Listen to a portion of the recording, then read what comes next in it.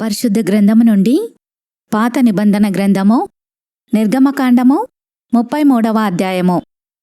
మరియు యెహోవా మోషేతో ఇట్లనెను, నీవు ఐగుప్తు దేశం నుండి తోడుకొని వచ్చిన ప్రజలను బయలుదేరి నేను అబ్రహాముతోనూ ఇస్సాకుతోనూ యాకోబుతోనూ ప్రమాణము చేసి నీ సంతానమునకు దీనినిచ్చెదనని చెప్పిన పాలు తేనెలు ప్రవహించు దేశమునకు లేచిపొండి.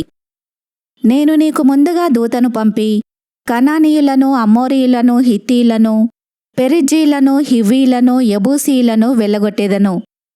మీరు లోబడనొల్లని ప్రజలు గనుక నేను మీతో కూడా రాను. త్రోవలో మిమ్మును సంహరించదనేమో అని మోషేతో చెప్పెను. ప్రజలు ఆ దుర్వార్తను విని దుఃఖించిరి. ఎవడునూ ఆభరణములను ధరించుకొనలేదు. కాగా యెహోవా మోషేతో ఇట్లనెను, నీవు ఇశ్రాయేలీయులతో, మీరు లోబడనొల్లని ప్రజలు, ఒక క్షణమాత్రము నేను మీ నడుమకు వచ్చితినా మిమ్మును నిర్మూలము చేసెదను గనుక మిమ్మును ఏమి చేయవలెనో అది నాకు తెలియనట్లు మీ ఆభరణములను మీ మీద నుండి తీసివేయుడి అని చెప్పుమనెను. కాబట్టి ఇశ్రాయేలీలు హోరేబు కొండ యొద్ద తమ ఆభరణములను తీసివేసిరి. అంతటా మోషే గుడారమును తీసి పాలెము వెలుపలికి వెళ్ళి పాలెమునకు దూరముగా దాని వేసి దానికి ప్రత్యక్షపు గుడారమను పేరు పెట్టెను. యెహోవాను వెదికిన ప్రతివాడును పాలెమునకు వెలుపటనున్న ఆ ప్రత్యక్షపు గుడారమునకు వెళ్ళుచూ వచ్చెను. మోషే ఆ గుడారమునకు వెళ్ళినప్పుడు ప్రజలందరూ లేచి ప్రతివాడు తన గుడారపు ద్వారమందు నిలిచి అతడు ఆ గుడారములోనికి పోవు వరకు అతని వెనుక తట్టు నిదానించి చూచుచుండెను. మోషే ఆ గుడారములోనికి పోయినప్పుడు మేఘస్తంభము దిగి ఆ గుడారపు ద్వారమందు నిలవగా యెహోవా మోషేతో మాటలాడుచుండెను. ప్రజలందరూ ఆ మేఘస్తంభము ఆ గుడారపు ద్వారమున నిలుచుట చూచి లేచి ప్రతివాడును తన తన గుడారపు ద్వారమందు నమస్కారము చేయుచుండిరి. మనుష్యుడు తన స్నేహితునితో మాటలాడునట్లు యెహోవా మోషేతో ముఖాముఖిగా మాటలాడుచుండెను. తర్వాత అతడు పాలెములోనికి తిరిగి వచ్చుచుండెను. అతని పరిచారకుడును నూను కుమారుడునైన యెహోషువ అను యవనస్తుడు గుడారంలో నుండి వెలుపలికి రాలేదు. మోషే యెహోవాతో ఇట్లనెను, చూడుము, ఈ ప్రజలను తోడుకొని పొమ్మని నీవు నాతో చెప్పుచున్నావు గాని నాతో ఎవరిని పంపెదవో అది నాకు తెలుపలేదు. నీవు నేను నీ పేరును బట్టి నిన్ను ఎరియున్నాననియు నా కటాక్షము నీకు కలిగినదనియు చెప్పితివి కదా.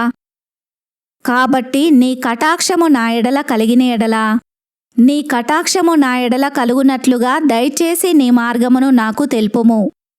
అప్పుడు నేను నిన్ను తెలుసుకొందును. చిత్తగించుము, ఈ జనము నీ ప్రజలే గదా అనెను. అందుకు ఆయన, నా సన్నిధి నీకు తోడుగా వచ్చును, నేను నీకు విశ్రాంతి కలగజేసేదనగా మోషే, నీ సన్నిధి రాని ఎడల ఇక్కడ నుండి మమ్మును తోడుకొని పోకుము. నా ఎడలను నీ ప్రజల ఎడలను నీకు కటాక్షము కలిగినదని దేనివలన తెలియబడును? నీవు మాతో వచ్చుట వలననే గదా. అట్లు మేము అనగా నేనును నీ ప్రజలను భూమి మీదనున్న సమస్త ప్రజలలో నుండి ప్రత్యేకింపబడుదుమని ఆయనతో చెప్పెను. కాగా యెహోవా, నీవు చెప్పిన మాట చొప్పున చేసెదను. నీ మీద నాకు కటాక్షము కలిగినది.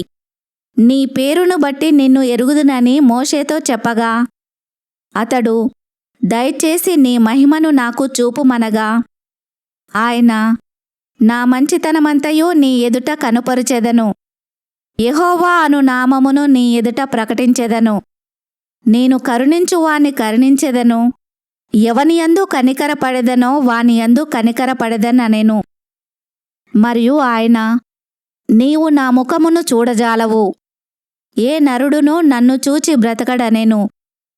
మరియు యెహోవా, ఇదిగో నా సమీపమున ఒక స్థలమున్నది, నీవు ఆ బండ మీద నిలువవలెను. నా మహిమ నిన్ను దాటి వెళ్ళుచుండగా ఆ బండ సందులో నిన్ను ఉంచి నిన్ను దాటి వెళ్ళు వరకు నా చేతితో నిన్ను కప్పెదను. నేను నా చెయ్యి తీసిన తర్వాత నా వెనుక పార్శ్వమును చూచెదవు కాని నా ముఖము నీకు కనబడదని మోషేతో చెప్పెను.